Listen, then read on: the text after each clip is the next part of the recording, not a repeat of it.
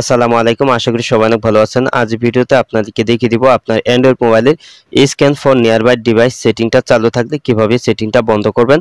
তো তার পুরো প্রচেষ্টা ভিডিওতে আপনাদেরকে দেখিয়ে দেব। সব ভিডিওটি কন্টিনিউ শেষ পর্যন্ত দেখতে থাকুন। তো আপনার অ্যান্ড্রয়েড মোবাইলের scan for by near device সেটিংটা যদি চালু করা থাকে তাহলে কিন্তু আপনার মোবাইলটা কিন্তু কম কাজ করবে, মোবাইলটা হ্যাং হবে, স্লো হয়ে যাবে।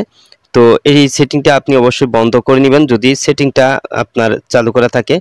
তো সেটিংটা বন্ধ করার জন্য আপনার মোবাইলে থাকা সেটিংয়ে চলে যাবেন। তো আপনার মোবাইলের সেটিংয়ে আসার পর আপনি এখানে নিচের দিকে চলে আসবেন। তো নিচের দিকে আসার পর আপনি এখানে গুগল সেটিং দেখতে পারবেন। তো এখানে আপনি টাচ করে দিবেন। তো গুগল সেটিংয়ে টাচ করার পর এখানে অনেকগুলি সেটিং দেখতে পারবেন। তো এখান থেকে এখানে দেখতে পাচ্ছেন অল সার্ভিস, তো এখানে আপনি টাচ করে দিবেন। তো অল সার্ভিসে টাচ করার পর আপনি একটু নিচের দিকে আসবেন। তো নিচের দিকে আসার পর এখানে দেখতে পাচ্ছেন ডিভাইস, তো এই যে ডিভাইস সেটিং আছে এখানে আপনি টাচ করে দিবেন।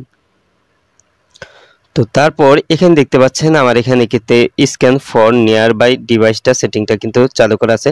তো এই সেটিংটা চালু করলে কি হয়, তো আপনার আশেপাশে যতগুলি অ্যান্ড্রয়েড ফোন আছে তো ওই অ্যান্ড্রয়েড ফোনগুলিকে কিন্তু সার্চ করতে থাকে।